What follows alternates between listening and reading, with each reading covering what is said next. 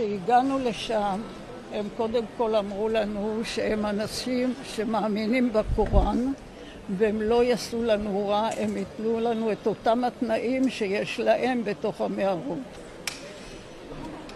לתרגם או לא? כן. מה? אמא, תמשיכי לספר את הסיפור. עכשיו, התחלנו ללכת במנהרות, שהאדמה היא לחה ויש לחות כל הזמן, והגענו לאולם גדול, שם התרכזנו איזה 25 איש.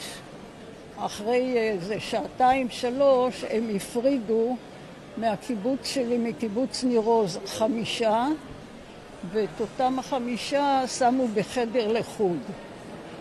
היו צמודים אלינו משמר שלהם וחובש, והגיע גם רופא ודאג שישלחו לנו פחות או יותר את אותם הכדורים, כדורי בריאות.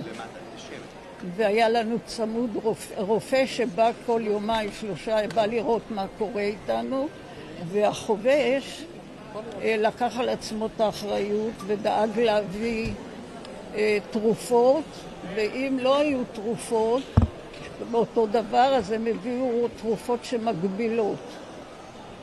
היה איתנו, מה? מקבילות. מקבילות. הרופא שלח סוג של אנטיביוטיקה. אחרי 4-5 ימים לא הייתה הטבה, החליף לו את האנטיביוטיקה, ואז העסק התחיל להסתדר אצלו.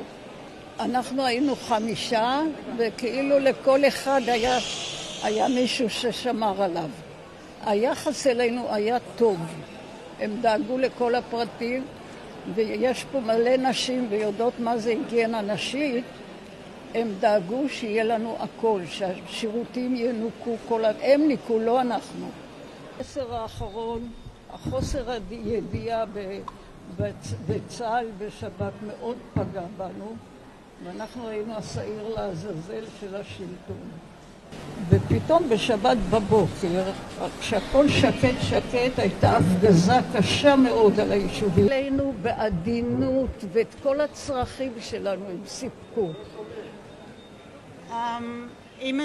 אמא שלי אומרת שהם התייחסו אליהם בעדינות וסיפקו את כל הצרכים שלהם. My mom is saying that they treat them kindly and provided for them. הם נראו מוכנים לזה, הם הכינו את זה במשך תקופה ארוכה, והם הכינו כל הצרכים שנשים צריכות והגברים צריכים, ושמפו ומרכך שיער, הכל.